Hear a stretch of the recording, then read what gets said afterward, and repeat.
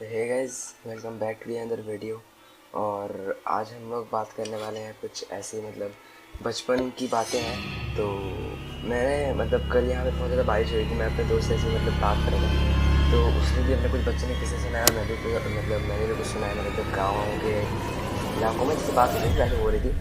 सो उसके घर के ऐसे मुझे तो मैं सोचा कि आप लोगों के साथ शेयर करें आज चलेगा। लेकिन मेरा इस वीडियो से मेरा ऐसा कोई भी नहीं कि पैरानॉर्मल एक्टिविटी होती है नहीं होती, मुझे नहीं पता सीरियसली। और मैंने वो सुना तो मुझे वो लगा कि मैंने बताना चाहिए, इसके बाद क्यों ना वीडियो बनाई जाए। तो मैंने जो कल सुना उसको हम लोग डिस्कस करते हैं आज ही। तो उस कहानी की शुरुआत होती है कुछ इस तरह से कि उन लोगों के घर में सब कुछ बिल्कुल सही चल रहा होता है। हर एक मूवी में या फिर सीरियल में ऐसा होता है, तो सब कुछ पहले बहुत नॉर्मल होता है। तो उनके यहाँ पे एक ये कॉन्फ्रेंस जो भूत झाड़ देते, वैसे उन लोगों के यहाँ पे भी एक थे जो बहुत ज़्यादा फेमस थे, वहाँ पे बहुत ज़्यादा प्रसिद्ध थे। और उनके नाम पे बहुत लोग उनके ऊपर तो उनके ऊपर सब लोग बहुत ज़्यादा भरोसा करते थे। तो उसी के तांत्रिक से तो मेरे जो दोस्त है उसकी कहानी है, वो वचन की ये रियल कहानी है। मैं ये कोई ऐसा बना के नहीं बता रही, मुझे कल मेरे दोस्त ने बताया था। मैंने उसी के ऊपर मैंने सोचा वीडियो बनाऊँ, तो उसी के ऊपर ये बेसिस के ऊपर है।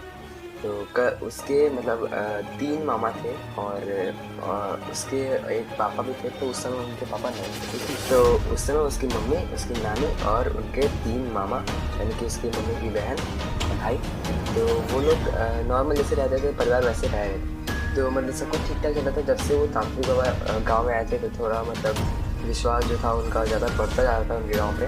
तो जब हाथ देखा या फिर कुछ ऐसा जादू वादू हुआ, तो उसके बाद उन्होंने बताया कि ये सब बहुत ज़्यादा ख़राब है, फिर बहुत ज़्यादा ये गंदा बता रहा है, आपकी लकीरें और आपके किस्मत के हिसाब से।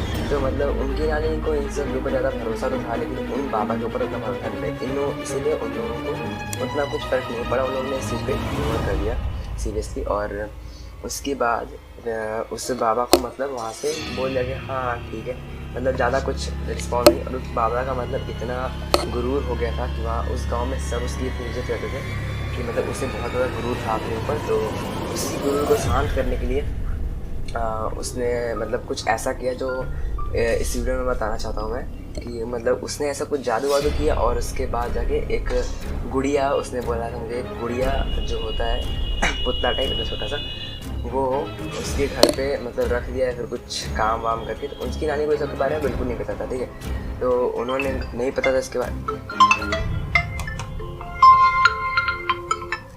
हेलो,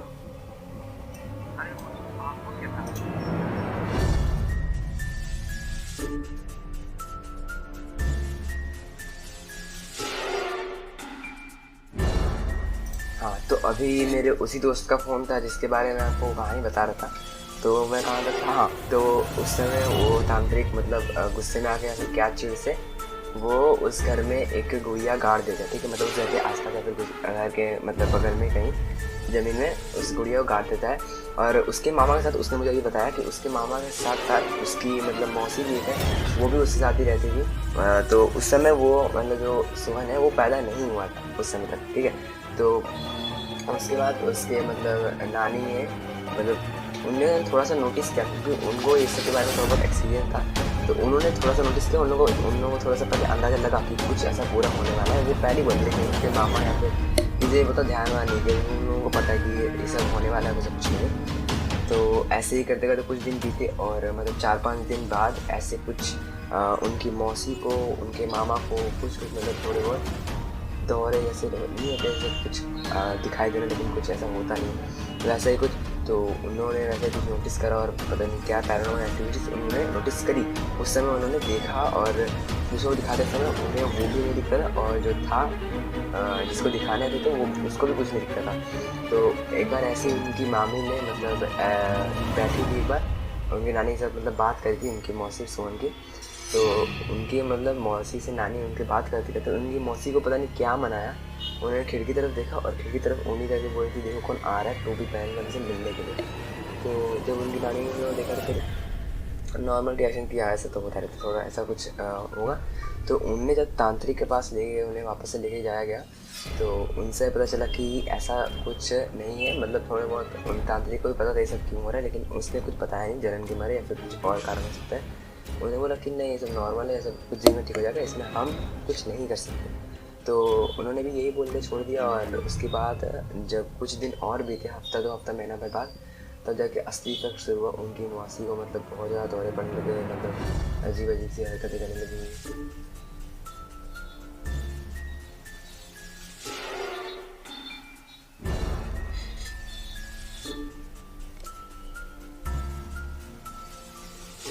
अजीब अजीब सी हरकतें करने लगी थी। फिर मतलब कुछ दौरे टाइप पढ़ने लगे थे। वो हर टाइम यही बोलते रहते थे कि ये सब कुछ हो रहा है, लेकिन मुझे कुछ दिख नहीं रहा, समझ नहीं आ रहा मुझे क्या हो रहा है। तो ऐसे ही करते करते कुछ दिन और बीते, और एक दिन ऐसा है जब वो अपने आप को रूम में बंद कर लेती हैं, और मतलब कुछ बोलते बोलते बोलते बड़बड़ाते बड़बड़ाते अपने आप में मतलब पेट्रोल छिड़क के खुद को आग लगा के सुसाइड कर लेती है। तो उनका कहानी वहाँ पर जाके ख़त्म हो जाता है। और उसके बाद बात आती है उनके मामा के साथ। तो टोटल 1 साल के अंदर अंदर 5 लोगों ने लगातार सुसाइड किया था, और वो बहुत ज़्यादा दर्दनाक था। मतलब मैं उसको एक्सप्लेन तो नहीं कर सकता, फैमिली वाले का दर्द फैमिली वाले समझ सकते कैसे उनके यहाँ पर बीता हो उनके मन पे। तो वैसे ही करके कुछ दिन मतलब बीते, फिर मामा के ऊपर भी ऐसे कुछ इफेक्ट पड़ने लगा, जैसे मासी के ऊपर हो रहा था। इस सब लोगों को उस समय समझ में आया कि ये सब कुछ ज़्यादा पड़ रहा है, अब इसमें जो करा पॉसिबल है वो हम लोग करने की कोशिश करें। लेकिन अब उस समय तक बहुत ज़्यादा देर हो चुकी थी।